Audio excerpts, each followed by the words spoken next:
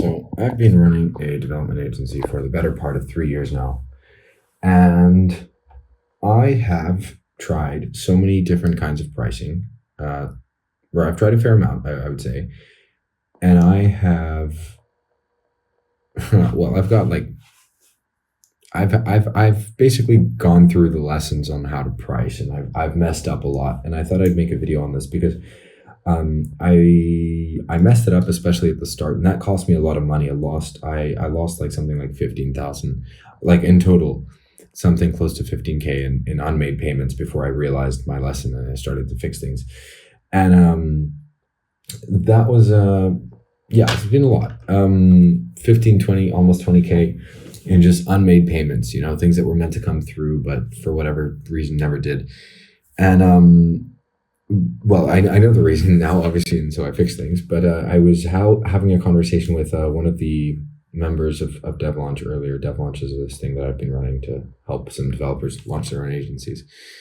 And basically, he was telling me about a pitch. Like, this is a pitch that he's already done. So it's like, he's just saying that he had, for this freelance contract that he wanted, he basically wrote, like, he put together a proposal and we just gave like a fixed price and was just like, yeah, so I quoted this much and I think maybe I undercharged a little bit, whatever. How would you have done it differently? And I was like, first and foremost, so like a couple things, don't, at least in my opinion, I stray away from milestones because milestones have hurt me before, because what ends up happening is you don't know, like clients may just basically give up on the project when you haven't reached the final milestone, and they just give up for whatever reason. Like if you're working with startups and you're building MVPs, which is usually like milestone-based projects tend to be things where you build from like, not scratch, but close to scratch a lot of the time. Like larger companies who need developers for a few months will typically not pay on milestone-based payments. And there's good reason for that. But basically, like milestone-based payments are high risk of not being completely finished.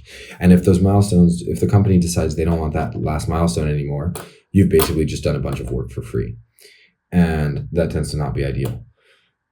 But, then there's the retainer model. But like, how does the retainer model work when you just want to do like one let's say the client, they're like, oh, but I don't want to be billed if you guys take too long. Like, I don't want to be billed extra time. Like, how does that work? You can also do what I call a hybrid of like fixed scope and our retainer model, which is what I have found to be, well, it was good for closed scope projects. Now I prefer open scope, but basically when you tell your client, like you want to do, the client is complaining that they don't want to be exposed to the risk of the project delaying and them having to pay those extra retainers. So a retainer is something you charge like every month or every week. And they're like, oh, what if you say, you're saying it's going to take 3 months, but what if it takes 4? Am I going to have, I'm going to have to pay 4 months. Oh my God. I'm going to have to pay 4 months and that's going to go over budget, whatever. What you can basically say is, listen, if you don't change the brief, if the scope stays the same, I'm going to stick to this timeline. And if we take longer than the timeline, then we will not bill you any extra time, because ultimately that's on us for taking too long. And because, it's on us for misestimating the project, basically. And I've done that before, and that has been my go-to pricing model since. And there's another reason for that, because as you scale your business, you have bills to pay. Those bills are usually paid on a monthly basis. And if you are doing milestone-based payments, it is super risky, because if your client doesn't consider the milestone complete by the end of the month, then you don't have the money to pay for certain bills. Now, if you have a bunch of cash on hand and you can always, you have plenty of cash flow and you're good for bills, then great, good for you. But oftentimes in the agency game, cash flow is very important, right? Like balancing cash flow, because if you have employees and things like that, those salaries need to get paid. And that's another reason why I shifted to a monthly or some kind of regular cadence of payment. And so even if there are key milestones, even if the project is only 3 months, even if it's a very specific brief, I will still want payments made at a regular interval, because that means it's super easy for us to know this month we should expect this much coming in. This month, like we know when the payments should be done, rather than having to estimate when the milestone is done. And the milestone requires an agreement on both sides, right? This is literally just what we were talking about on call today. And like, I just had an idea. How to negotiate prices for software dev. Like, if you have questions, drop them in the comments, because I genuinely go to the comments for video ideas and things like that. And this is really just from a conversation that I had earlier today that I thought was quite tactical for him. I thought it was really useful. But that was my main feedback on his pricing. Is like, you've exposed yourself to a lot of risk in taking on milestones, because you don't know, like, let's say you do 50% upfront, 50% on completion. If at whatever point the client decides they don't want to do the project anymore, it complicates your situation. And there's a good reason why all the kind of larger development deals are generally not done on milestone-based payments, because businesses need to manage cash flow and things like that. And so on a monthly basis, those bills all need to be paid. And moving to that model, I think, has been a good thing for me. It's saved me a lot of like missing payments and things like that. And I tend to be very clear that like that is just the way that we work. And we have we have guarantees and things like that. So we typically say within the first month, if clients are unhappy, satisfaction guarantee, like, take all the money back. And I've never once had a client activate that. And that tends to be a good selling point. I think there's all kinds of things that you can do with pricing. The main consideration is open or closed scope. Open scope means like the project brief is evolving, and so you basically bill as long as you're working on the project. So that's a very normal very normal use of the retainer model, which is there's this scope, there's this brief, it's going to be X amount per month, and we will just keep charging you every single month until you guys consider the project done, and you guys can change the brief and do whatever. Now, closed scope is what most milestone-based projects are. Closed scope is basically, this is the brief, we stick to this, we only build this, or we just stick to this brief, and that helps to kind of contain the budget, right? The problem is, oftentimes the brief needs to change. And so you also end up kind of fighting with clients because you said it was going to be this amount and this brief for this brief, but then the client wants to change the brief, and it's a bit confusing. Well, it's not confusing. Basically, the client wants to change the brief without paying more. And you are like, well, if you want to change it, it's going to become more work. And so we need to be compensated. This is another issue I see with milestone-based payments, which is if the client wants to change the brief, how do you like tell them how much that change is worth? And this is what I was explaining to the guy on the call, but like the way I asked him how he priced it, and he just like, he basically just kind of did his, whatever his day rate was kind of vaguely and just stated the price. And in his proposal, it's just like some written proposal with some bullet points, which I also, how to make proposals. I think that's another thing that could be useful for people. How to make a proposal. Software development.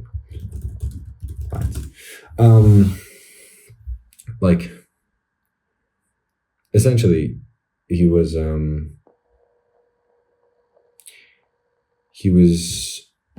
just stating a price, and there was no justification for the price whatsoever.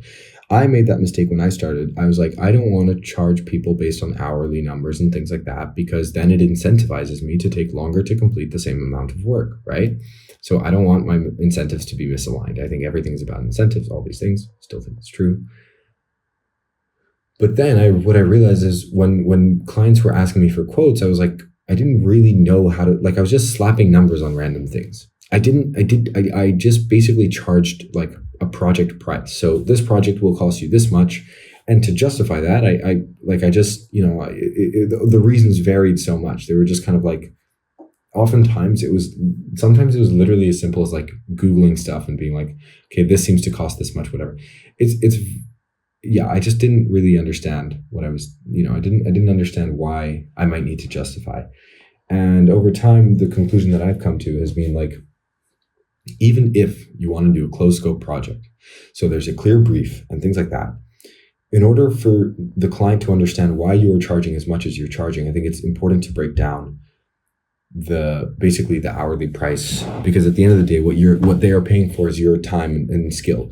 And so you're saying, in order, like, this talent costs you this much per hour of this talent, and at the end of the day, like, you are buying hours of skilled labor. That is fundamentally the thing that you are selling, and you should charge as such. Now, I do not believe in hourly billing. I never invoice clients for I never invoice for days or hours of work usually. On very rare occasions. And the main reason for that is because that starts to encourage micromanagement. And that is also where it starts to encourage kind of like inefficient working, right? So, like, if I do 3 hours for some, like a lot of dev agencies who charge hourly, they'll take 3 hours to do something, but they'll charge you for 4 or 5. And I don't want to be doing that. I don't want to be creating like hourly breakdowns. And like, that's also, that's also where clients start to micromanage, because they're like, oh, what are you doing in this hour? And what did you eat yesterday for breakfast? And what color underwear are you wearing? And why did you do this like this? And why did this take you 3.5 hours instead of just 3? Like, most clients will not be like that, but just billing things on an hourly basis, I think it's just way too granular. Like, you're not, at the end of the day, that starts to encourage that inefficiency and things like that.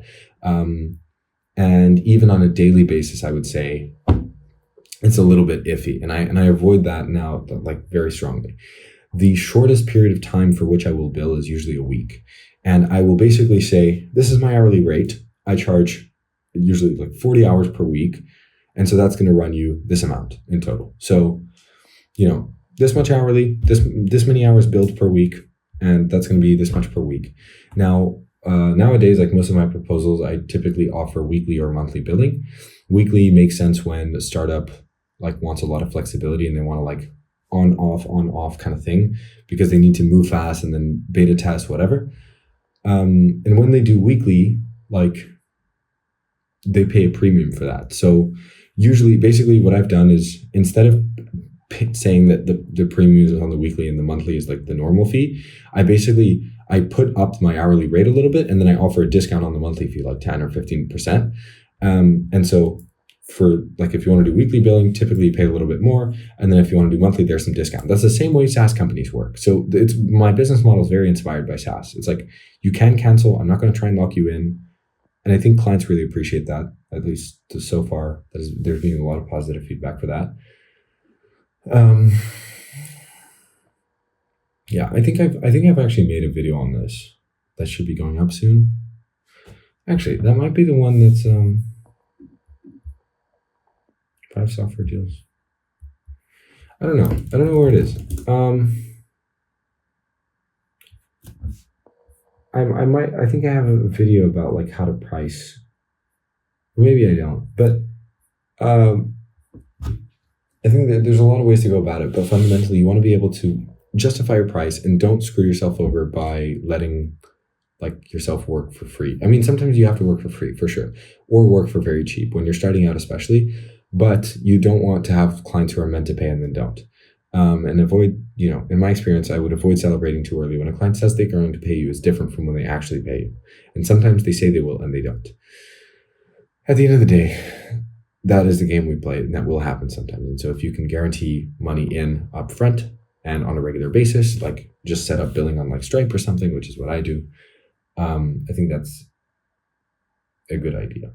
At least in my experience, it has been very, very good for my business. I can't remember the line of thinking I was on earlier now, but the hourly charging, like, I was inspired by SaaS business models. Now, it doesn't make sense for me to offer a yearly subscription and a monthly subscription, obviously. So I do weekly and monthly. Weekly just because it's an opportunity to charge a bit of a premium and for clients to have a little bit more flexibility. And I want to create good conditions for my clients. Now, if they do weekly, the premium also makes sense because it's less reliable for us. If you pay more upfront, you get a little bit of discount. That's the same way wholesaling works. That's just like when you pay for an apple at a store, you pay retail price. When you buy, 200 crates of apples, you pay wholesale price. They're very, very different prices. You pay for the convenience of just less output and the flexibility, right? Because you can buy 1 apple or 5 and you pay for that convenience. And if you want to buy wholesale, you get it a little bit cheaper. So it's the same thing between weekly and hourly rates. Weekly and monthly rates. But it's useful to write. It's really useful, I think, to write the hourly calculation because people can understand a little bit better, rather than just say I charge this much per week or per month. You write I charge this much per hour, which is this many hours per week, and that's the total. And for monthly, I will typically charge 172 hours per month, which I believe is the average monthly hours. I played with that number a bit. At one point, I think I was doing 175 or 176. At one point, I was doing 170. So I think the average is 172. I can't remember off the top of my head, but I will usually call a month like 172 hours, and then I'll offer 10% discount on that. And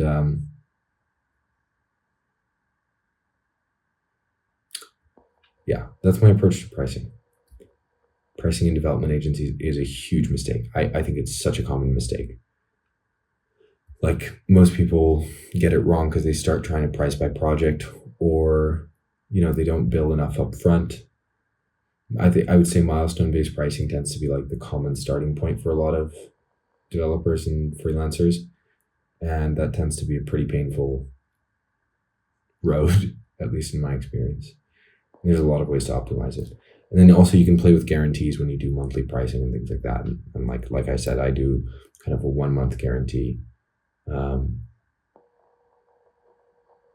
you can do more than that. You can get creative with those guarantees.